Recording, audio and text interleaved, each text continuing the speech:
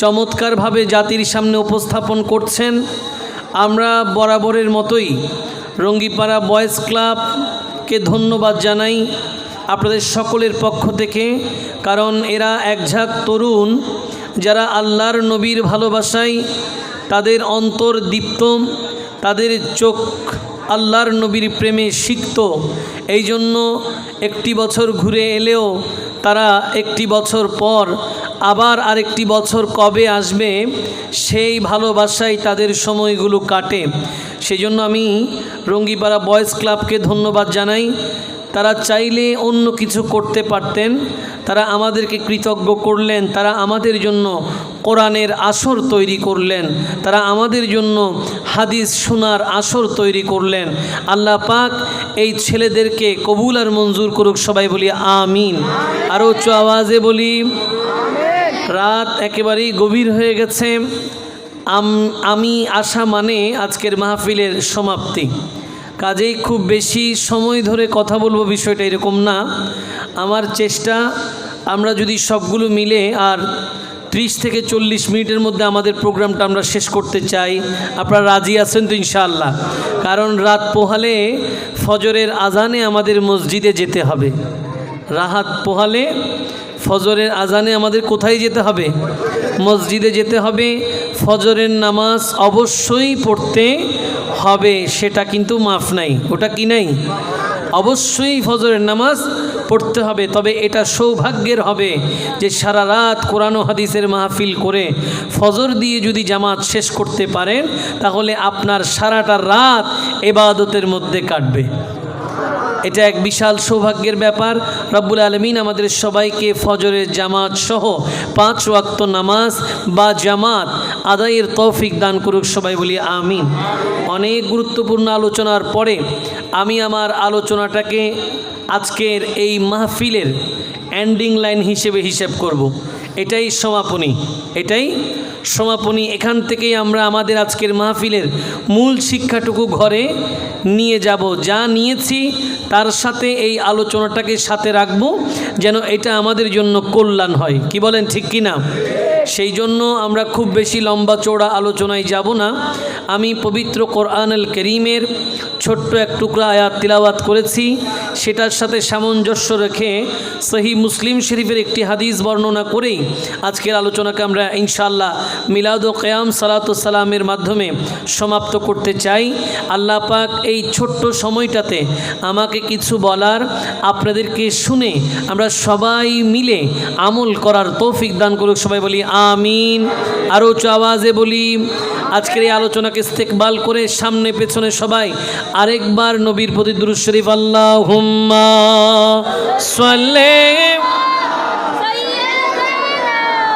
মাওলানা মুহাম্মদ ওয়া আলা আলি সাইয়্যিদিনা মাওলানা।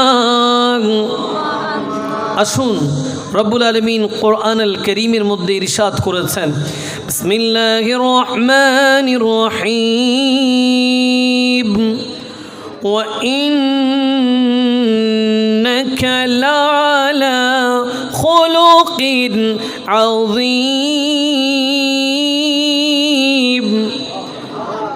রব্বুল আলামিন হাকিমুল হাকিমিন পবিত্র কোরআনুল কারীমের মধ্যে সূরা কলমের 4 নং আয়াতে এলান করতে লাগলেন।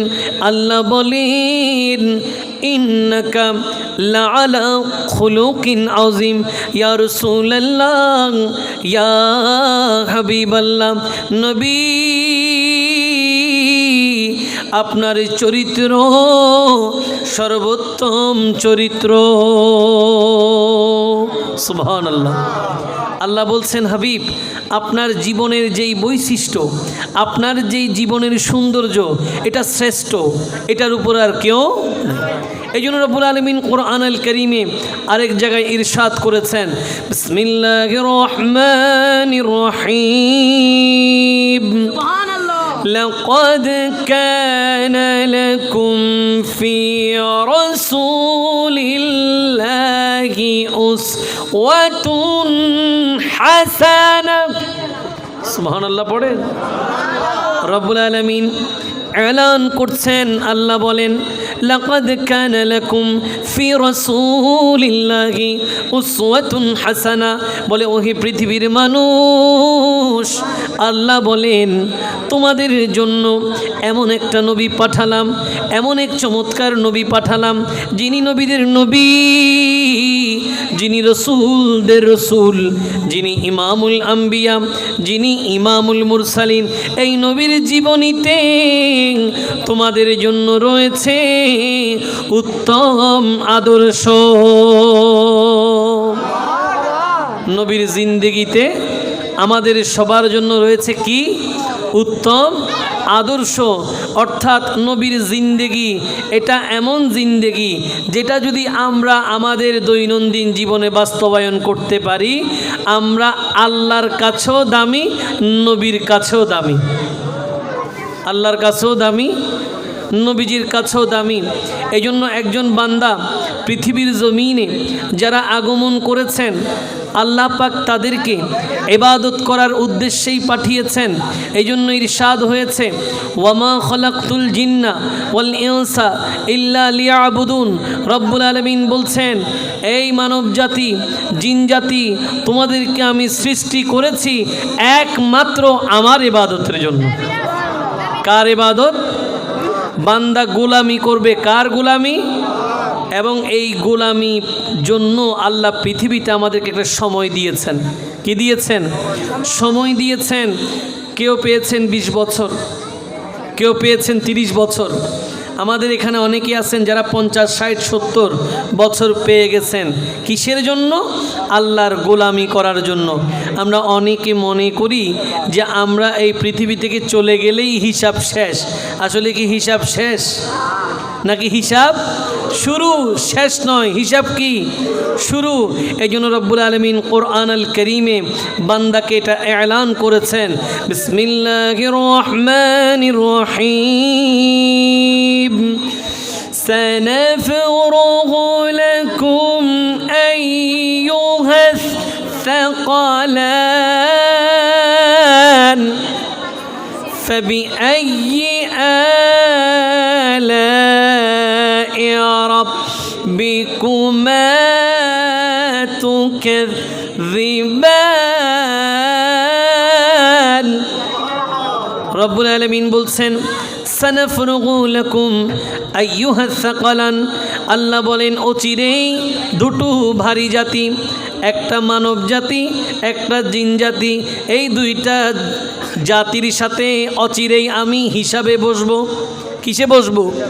অচিরেই তাদেরকে হিসাবের জন্য আল্লাহর দরবারে বসতে হবে। রব্বে করিমের দরবারে ময়দানে মেহশরে বান্দাকে জবাব দেওয়ার জন্য দাঁড়াতে হবে। মারা যাওয়ার পরে হিসাব শেষ নয়। হিসাব কি? সবাই বলেন, হিসাব শেষ নয়, হিসাব কি? শুরু। সেই হিসাবটা কেমন হবে এটার জন্যই আজকের আয়োজন। সুবহানাল্লাহ পড়ে।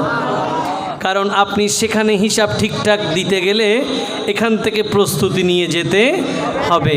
তো আমি বলছিলাম, একজন বান্দা পৃথিবীতে আসলে সে আল্লাহর গোলামির জন্য আসে। যেদিকেই তাকায় সে আল্লাহর ভালোবাসা চায়। কি চায়?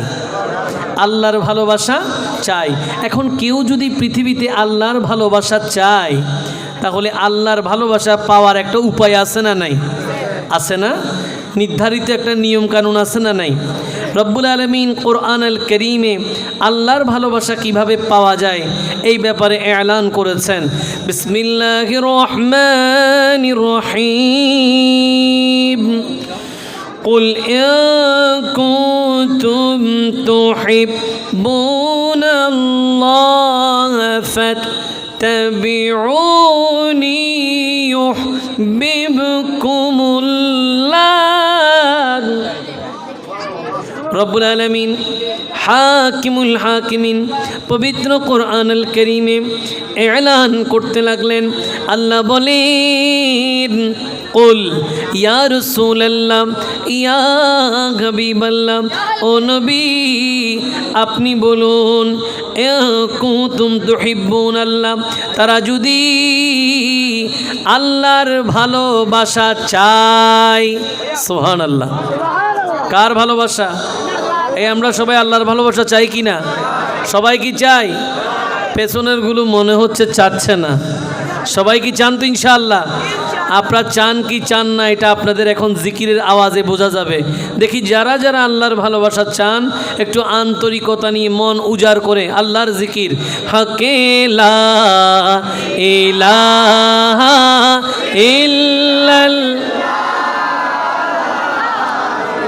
ইলাহা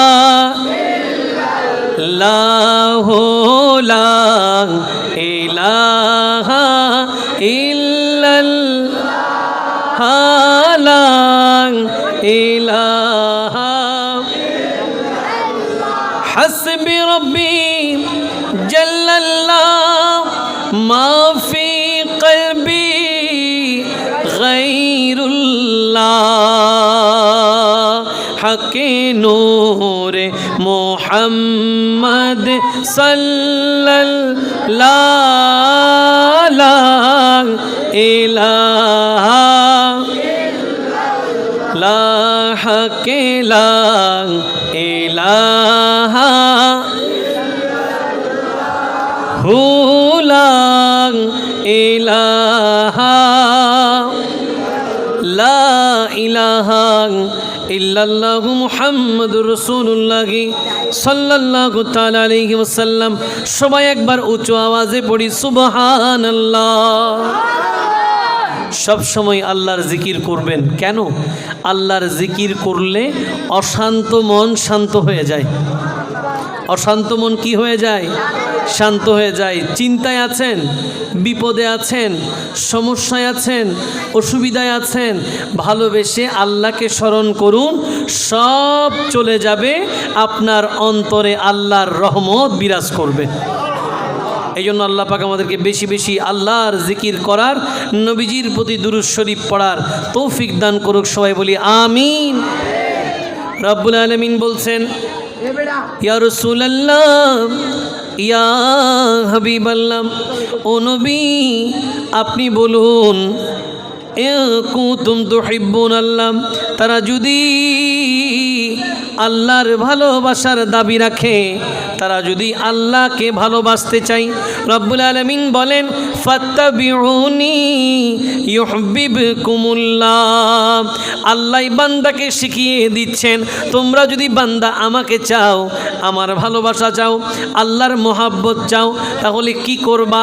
আল্লাহ বলেন তাদের জন্য একটা মাত্র শর্ত, তারা যেন আমার নবীকে অনুসরণ করে।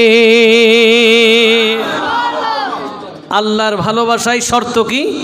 নবীকে অনুসরণ করা। জোরে বলেন সুবহানাল্লাহ। যদি তাই হয়, রব্বুল আলামিন বলছেন ইউহিব্বুকুমুল্লাহ, যদি তারা আমাকে ভালোবাসতে গিয়ে আমার হাবিবকে তাদের বুকে ধারণ করে, আমার নবীকে তাদের অন্তরে জায়গা দেয়, আমার প্রিয় নবীর সুন্নাহকে তাদের জীবনে ধারণ করতে পারে, রব্বুল আলামিন বলছেন ইউহিব্বুকুমুল্লাহ, আমি তাদেরকে ভালোবাসবো। জোরে বলেন না সুবহান।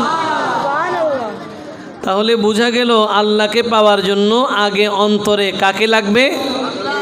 নবীজিকে লাগবে। জোরে বলেন না সুবহানাল্লাহ। এই রঙ্গিপাড়া বয়েজ ক্লাবের ভাইয়েরা 12টা বছর ধরে এই কাজটাই করতেছেন।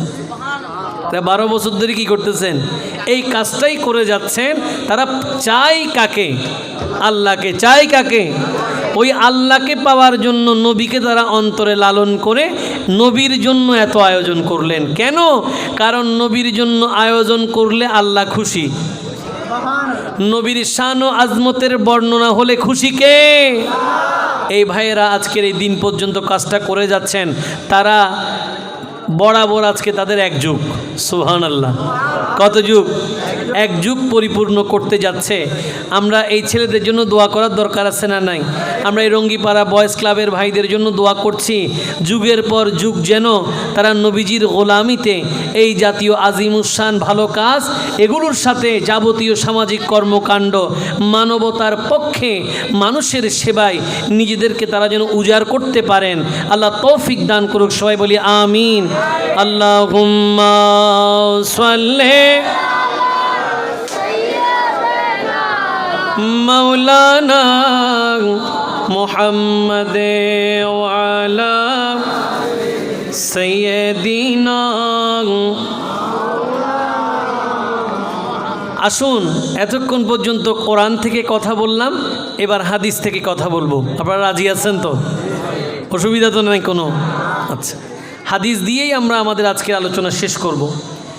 কোরআন আল কারীমের মধ্যে আমরা এই বিষয়টা অবগত হলাম যে আল্লাহ পাওয়ার জন্য নবীকে ধারণ করতে হবে। সাহাবায়ে কেরাম নবীর সবচেয়ে কাছে ছিলেন। সাহাবায়ে কেরাম নবীর সবচেয়ে কাছে ছিলেন।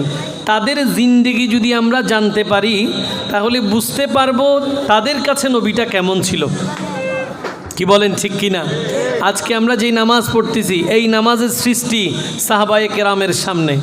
আজকে যেই কালেমা আমরা দেখছি বা শুনছি বা পড়ছি, এই কালেমা সাহাবায়ে কেরামের সামনে। এই যে রোজা বলেন, হজ বলেন, জাকাত বলেন, যাবতীয় বিধান সবগুলো সাহাবায়ে কেরামের সামনেই হয়েছে। সাহাবায়ে কেরাম রক্ত দিয়েছেন বদরে, উহুদে, খন্দকে, এমনকি মক্কা বিজয়ের সেই চমৎকার ইসলামের বিজয়ের পতাকা সাহাবিদের সামনে, ঠিক কি না? এই জন্য সাহাবিদের আচরণ নবীর প্রতি কেমন ছিল সেটা যদি আমরা জেনে ফেলি তাহলে আমাদের জীবনে নবীকে আমরা কিভাবে রাখব সেটা আমরা শিখতে পারবো। এই জন্য আজকে একটি হাদিস কিতাব, হাদিসের গ্রন্থ আপনাদের সামনে তিলাওয়াত করব বলে আমার সামনে রেখেছি। হাদিস, যুগশ্রেষ্ঠ হাদিস গ্রন্থ সহিহ মুসলিম শরীফ। সবাই বলি সুবহানাল্লাহ। এই সহিহ মুসলিম শরীফের মধ্যে অধ্যায়ের নাম হচ্ছে কিতাবুল আশরেবা, অর্থাৎ পানাহারের অধ্যায়। এখানে একটি হাদিস এসেছে, হাদিস নাম্বার হচ্ছে 2053। 2000। আচ্ছা, হাদিসের বর্ণনাকারী হচ্ছে হজরত আবু আইয়ুব আনসারি রাদিয়াল্লাহু তাআলা আনহু। জোরে বলেন সুবহান। উনি কেমন সাহাবী? উনি আনসারি সাহাবী। ওনার বাড়ি কোথায়? ওনার বাড়ি মদিনায়। উনি কি করেছেন? উনি আল্লাহর নবী যখন মক্কা ছেড়ে মদিনায় এসেছেন তখন নবীজির সেবা করেছেন। সুবহানাল্লাহ। শুধু সেবা করেছেন তা নয়, আল্লাহর নবী মক্কা থেকে মদিনায় যেই ওঠে করে এসেছেন সবাই পাগল দিওয়ানা। রহমতের নবী আজকে মদিনায় তশরিফ এনেছে, সবাই তিলাওয়াত করছে তলা আল বদরু আলাইনা মিন সানিয়াতিল ওয়াদা ওয়াজাবা শুকরু আলাইনা মাদা লিল্লাহিদা। সবাই এভাবে আল্লাহর নবীর শান ও আজমতের কাসিদা তিলাওয়াত করে করে মিছিল সহকারে, জুলুস সহকারে আল্লাহর নবীকে মদিনার জমিনে ইস্তেকবাল করেছেন, অভিনন্দন জানিয়েছেন, স্বাগতম জানিয়েছেন। সবাই পাগল, হাবিব আমাদের ঘরে আসেন। কেউ বলে ইয়া রাসূলুল্লাহ আমাদের ঘরে আসেন। সবাই নবীকে নিজের ঘরে তোলার জন্য দিওয়ানা, কারণ উনি তো মেহমানে আলা। উনি মেহমানে, উনি এমন মেহমান যেই মেহমানের মতো পৃথিবীতে কোনো মেহমান নাই। উনি কার মেহমান? স্বয়ং আল্লাহর মেহমান। সুবহানাল্লাহ বলেন। যাকে আল্লাহ পাক দাওয়াত দিয়ে মেরাজ রাত্রিতে নিয়ে গেছেন, ঠিক কি না? সেই মেহমানকে নিজের ঘরে তোলার জন্য হিজরতের রাতে সবাই পাগল, সবাই চাচ্ছে যে আল্লাহর নবী হিজরত পরবর্তী এই সময়ে আমার ঘরে থাক।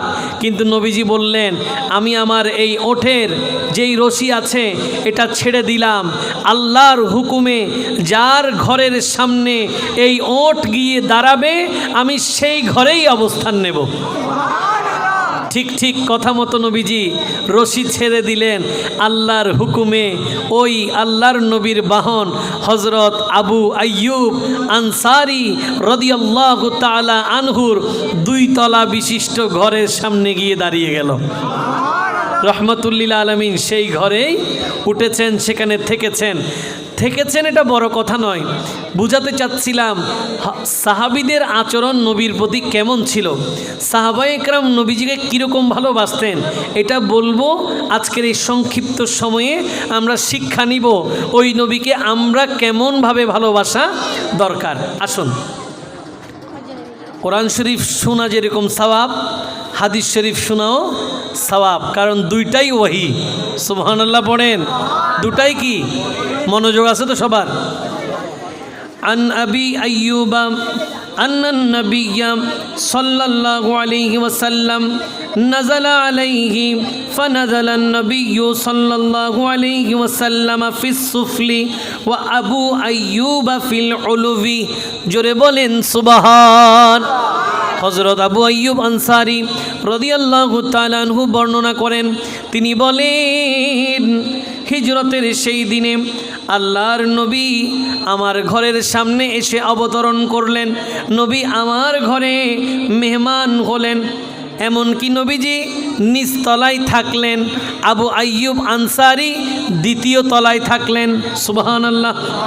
নবী কোন তলায়? নিচের তলায়, আর হজরত আবু আইয়ুব আনসারী 2য় তলায় থাকা শুরু করলেন। এবার ক্বালা ফাওতাবাহা আবু আইয়ুব লাইলাতান ফাকালা নামশি ফাওকা রাসি রাসূলিল্লাহি সাল্লাল্লাহু আলাইহি ওয়াসাল্লাম। হঠাৎ একটা রাত হযরত আবু আইয়ুব আনসারী রাদিয়াল্লাহু তাআলা আনহু ঘুম থেকে উঠে গেলেন, হঠাৎ করে ঘুম থেকে জেগে গেলেন। এরপরে তিনি বলতে লাগলেন, আমরা তো নবীজির মাথা মোবারকের উপরে হাঁটতেছি। মনোযোগ আছে? সাহাবী হঠাৎ রাত্রে ঘুম থেকে উঠে চিন্তা করতেছে, আমরা নবীজির মাথা মোবারকের উপরে হাঁটতেছি। নবীজি কোথায়? নিচতলায়। সাহাবী কোথায়? 2 তলায়। সাহাবীর আদব দেখেন, হঠাৎ রাত্রে ঘুম ভাঙার পরে তিনি চিন্তা করতেছেন, আহা আমার নবী তো নিচে, আমি নবীর উপরে, আমি তো নবীর উপর দিয়ে হাঁটতেছি, আমি নবীর উপর দিয়ে হাঁটতেছি। যেই মাত্র সাহাবীর কল্পনায়, চিন্তা চেতনায় এরকম একটা বিষয় চলে আসলো, তিনি কি করলেন? ফাতানাহাও ফায়াতু ফি জানিবিন। তিনি সারা রাত আর না ঘুমিয়ে একটা কোনায় গিয়ে সারা রাত কাটিয়ে দিলেন। সেই রাতে আর ঘুমাই নাই, এক কোনায় গিয়ে ওখানে সারা রাত কাটাই দিয়েছে। কেন? কারণ ওখানে হাঁটলে তো আমার নবীর উপরে হাঁটা হবে। সাহাবীর কেমন আদব! সুবহানাল্লাহ পড়বেন না?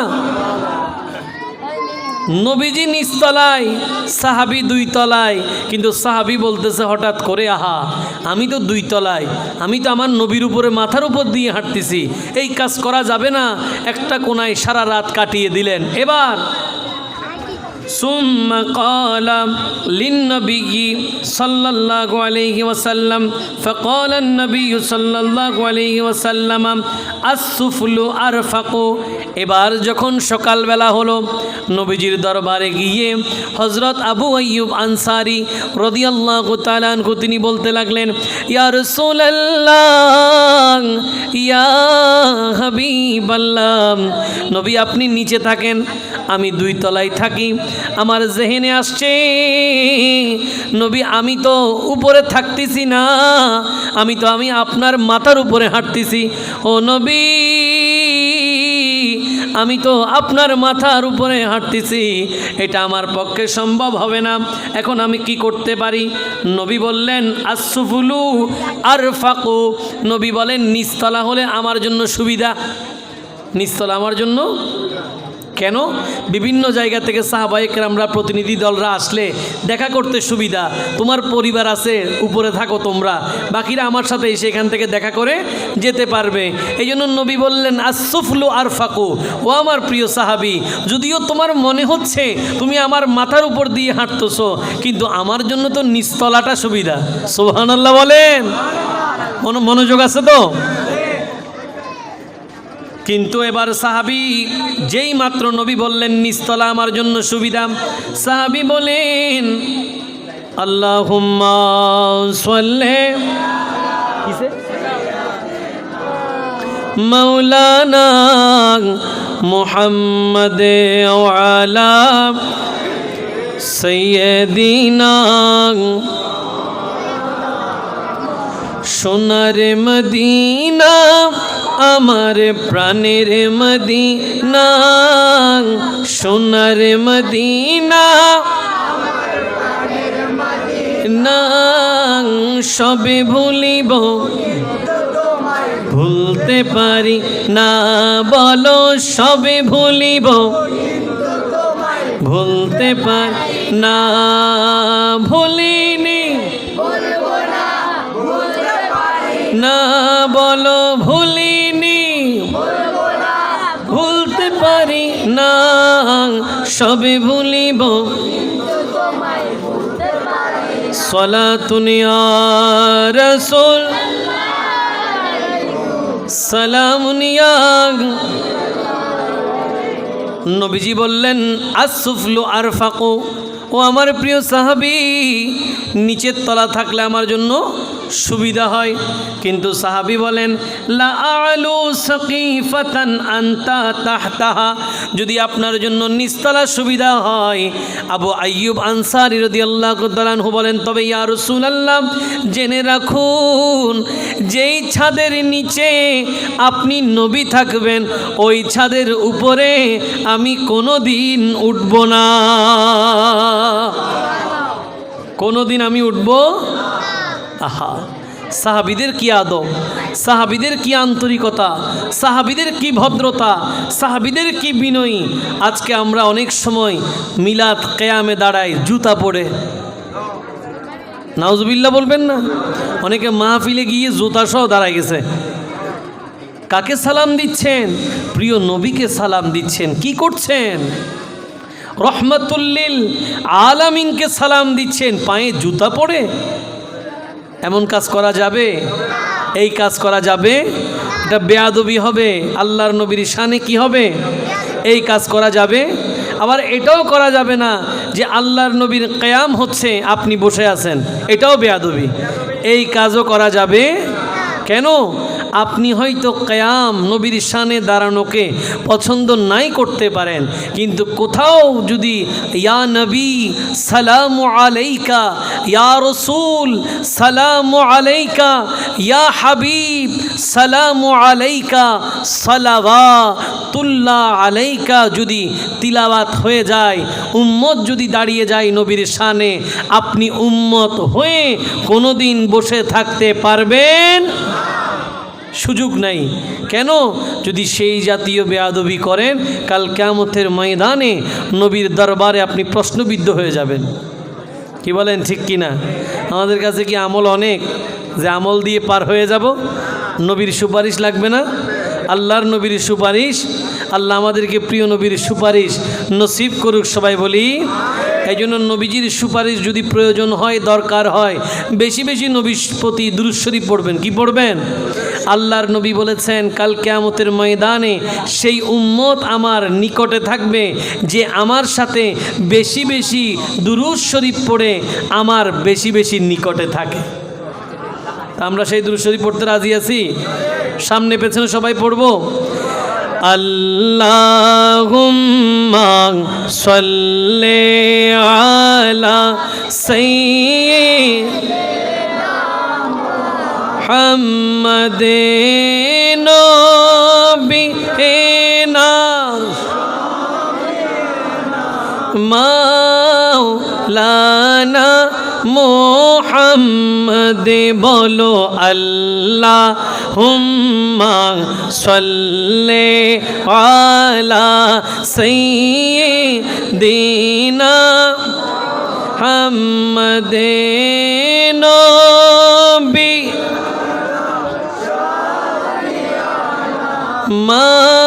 মাওলানা।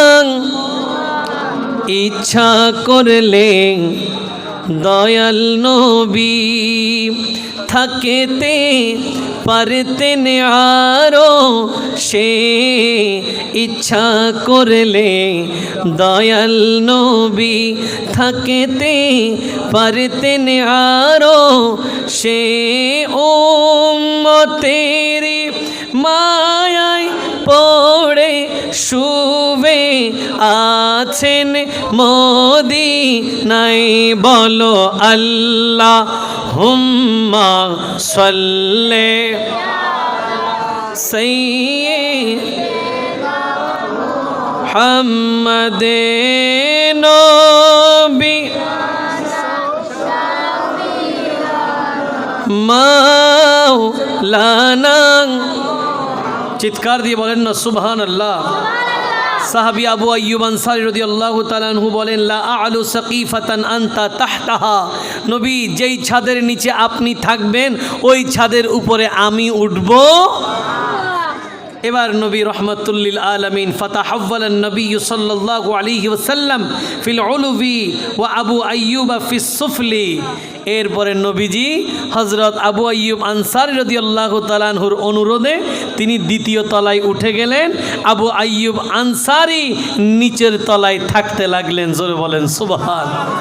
সাহাবীর কেমন প্রেম নবীজির প্রতি, বুঝতেছেন তো? আচ্ছা, আর একটু সামনের দিকে যাই, কষ্ট হয়। সাহাবী আরও কি করতেন? হযরত আবু আইয়ুব আনসারী আরেকটা কাজ করতেন, সেটা কি? ফাকানা ইয়াসনাউ লিন-নবিয়্যি সাল্লাল্লাহু আলাইহি ওয়াসাল্লাম তুআমান ফাইযা জিআ বিহি ইলাইহি সাআলা আন মাওদি'i আসাবিহি ফায়াতাতাব্বাউ মাওদি'a আসাবিহি ফাসানা লাহু তুআমান ফিহি সুম। চিৎকার দিয়ে বলেন সুবহানাল্লাহ। বলতেছে হযরত আবু আইয়ুব আনসারী রাদিয়াল্লাহু তাআলা আনহু সবসময় প্রিয় নবীর জন্য খাবার তৈরি করতেন। সুবহানাল্লাহ। নবীর জন্য খাবার তৈরি করতেন। তো এরকম খাবার তৈরি করার পরে নবী খাওয়ার পরে কিছু খাবার ফেরত আসতো। সুবহানাল্লাহ। বরকতের জন্য নবী রেখে দিতেন। তো সাহাবী কি করতেন জানেন? সাহাবী আবু আইয়ুব আনসারী ওই নবীজির অবশিষ্ট সেই খাবারের প্লেটের জন্য অপেক্ষা করতেন। যখন প্লেট আবার আসতো, যিনি আনতেন তাকে হযরত আবু আইয়ুব আনসারী জিজ্ঞেস করতেন যে এই প্লেটের কোন দিক থেকে আমার নবী খেয়েছে, কোন দিক থেকে আমার নবীর আঙ্গুল মুবারক প্লেটের কোন দিকে বেজেছে। যেদিকে আমার নবী খেয়েছে ওই জায়গা থেকে দেখে দেখে হযরত আবু আইয়ুব আনসারী খেতে থাকতেন। এভাবে নবীজির প্রতি আদব প্রদর্শন করতেন, ভালোবাসতেন। তো এরকম একদিন তিনি একটা খাবার নবীর জন্য পাঠালেন, যেই খাবারটা ছিল রসুনের তরকারি। কিসের তরকারি? আমাদের এখানে রসুন আছে না? নাই, আছে না? এরকম রসুনের তরকারি, এমন একটা তরকারি খাবার পাঠালেন যেখানে রসুন আছে, কিন্তু আল্লাহর নবী খেলেন না। খাবারটা ফেরত আসলো। সাহাবী বড় চিন্তায় পড়ে গেলেন। কি আসলো? ফালাম্মা রুদ্দা ইলাইহি সাআলা আন মাওদিয়া সাবি'আন নবিয়্যি সাল্লাল্লাহু আলাইহি ওয়াসাল্লাম ফাকিলা লাহু লাম ইয়াকুল ফাফাজিআ ওয়া সাইদা ইলাইহি ফাকালা আহারামুন হুয়া ফাকালা আন-নবিয়্যু সাল্লাল্লাহু আলাইহি ওয়াসাল্লাম লা ওয়ালাকিন্নী আকরাহু ক্বালা ফাইন্নী আকরাহু মা তাকরাহু ওয়া মা কারিহতা ক্বালা ওয়া কানা আন-নবিয়্যু সাল্লাল্লাহু আলাইহি ওয়াসাল্লাম ইউতা। চিৎকার দিয়ে বলেন সুবহান। প্রতিদিনের মতো সাহাবী অপেক্ষা করছেন নবীজির খাবার আসবে, ওখান থেকে তিনি নবীর আঙ্গুল মোবারক যেখানে লাগছে সেই খাবার থেকে বেছে বেছে নিজে খাবেন। খাবার যখন ফেরত আসলো, রসুনের তরকারি, জিজ্ঞেস করলেন আজকে আমার নবী কোন দিক থেকে খেয়েছেন? বলেন নবী আজকে খাই নাই। সাহাবী আবু আইয়ুব আনসারী রাদিয়াল্লাহু তাআলা আনহু বড় চিন্তায় পড়ে গেলেন, কেন খেলেন না? সাথে সাথে নবীর কাছে গেলেন, নবীজিকে জিজ্ঞাসা করলেন, ইয়া রাসূলুল্লাহ, ইয়া হাবিবাল্লাহ, ও নবী আপনি আজকের খাবার কেন ফেরত দিলেন? কেন আপনি খাবার খেলেন না?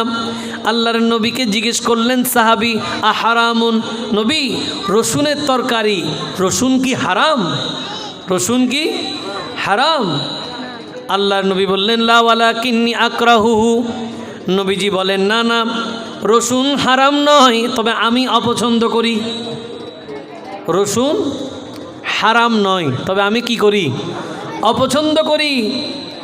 তাহলে হারাম হইলে না ছেড়ে দিবে, হালাল হইলে খেতে পারবে, কোনো অসুবিধা। কিন্তু সাহাবী হজরত আবু আইয়ুব আনসারী যেইমাত্র নবী বললেন রসুন হারাম নয়, তবে আমি নবী অপছন্দ করি, সাথে সাথে হজরত আবু আইয়ুব আনসারী রাদিয়াল্লাহু তাআলা আনহু বলেন, ইয়া রাসূলুল্লাহ, যেহেতু রসুন হারাম নয় তবে আপনি অপছন্দ করেন, আপনি জেনে রাখুন আজ থেকে আপনার যা অপছন্দ আমারও তা অপছন্দ। নবী আপনি খাবেন না রসুন, আমিও খাবো। চিৎকার দিয়ে বলেন সুবহানাল্লাহ। এই সাহাবীদের ব্যাপারেই তো নবী বলেছেন আসহাবী কান নুজুম, আমার এক একটা সাহাবী আকাশের তারকা নক্ষত্র তুল্য, ফাবি আইহিম ইকতাদাইতুম ইহতাদাইতুম, একজনকেও যদি অনুসরণ করেন হেদায়াত প্রাপ্ত হবেন। কি বলেন ঠিক কি না? আমরা সেই হেদায়াতের আশাই তো রঙ্গিপাড়া বয়েজ ক্লাবের 12তম এই আয়োজনে এত রাতে না ঘুমিয়ে বসে আছি।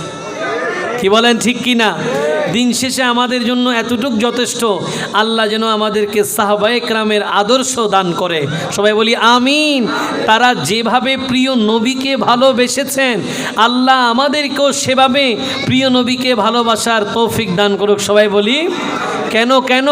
যারা নবীজিকে ভালোবেসে পৃথিবী থেকে যাবে এরা মরেও অমর, এরা মরেও, মারা যাওয়ার পরেও এদের লাশ পৌঁছাবে, এদের কাফনের কাপড়ে ময়লা।